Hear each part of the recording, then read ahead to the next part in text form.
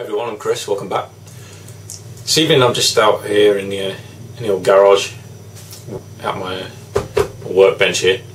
Just want to quickly run through a little tip, show you guys something that'll help you when it comes to working on and just generally doing work and customization on your Airsoft M4s, M16s, or quite a lot of other weapon types actually. Some bits of this are going to be more specific to gas blowback rifles, and some even more specifically to my KWA LM4. But this can be transferred over to a lot of different types of guns. So you know, not just M4s, not just gas blowbacks, not just LM4s. So I'm going to move the camera around and we'll just take a quick look at what I'm doing.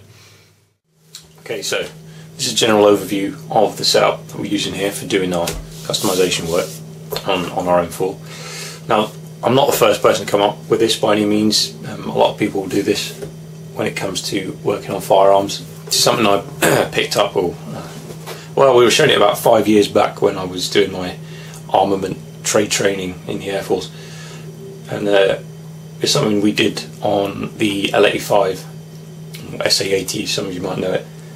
Basically what we had in the workshop was we had vices like this in the classroom where we were being taught, and then we had magazines that had been filled with concrete so you could clamp them in the vice and they wouldn't get crushed. And then what you do is you take your lower TMH and you'd put that mag in the vice, TMH on the magazine, and then you've got a nice easy platform. You don't want to be vicing and clamping down on any receiver or body or housing part of the firearm, because it will just get destroyed and crushed before you can actually get any tension on it in order to hold it in place. So when it comes to that lower part that contains the mag well or magazine housing, what is a much better idea is to get a sort of sacrificial, as it were, magazine and clamp that into the vice. So what I've done here, this mag just here is nothing more than a cheap old 100 round mag brand mid-cap. What I've done is, the LM4, it's going to be hard to see this on the camera, but it has extra material around the front and side, like sort of ribs, to help guide the magazines, and that stops you inserting a magazine of a standard profile. So all I've done, like I say, this is an old magazine that I don't even use anymore. You can just basically get the cheapest, oldest mag that you don't need, and then file it, whichever sort of gun you're using, you just file it away to make it fit. Now this will now fit basically any GBB rifle I have, any of my AR pattern AEGs, and you know, it's just a handy tool to have basically. In this case, what I've done, you can probably tell, I've had to file these front edges of the magazine. I've just got the sort of biggest, nastiest, angry looking file that I could get, because that really chews through that cheap plastic really quickly. So it was only, I mean, once you figure out where you need to file, it's actually a couple of minute job just to do that. Good thing about these is, unlike real magazines which are entirely hollow, these mags are sort of pretty much solid plastic most of the way through, so you don't need to fill them with concrete like you would a real mag. You can just put it in the vice,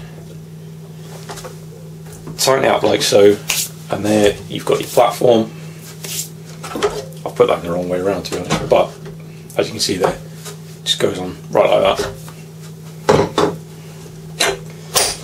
Let's get it the right way around, shall we?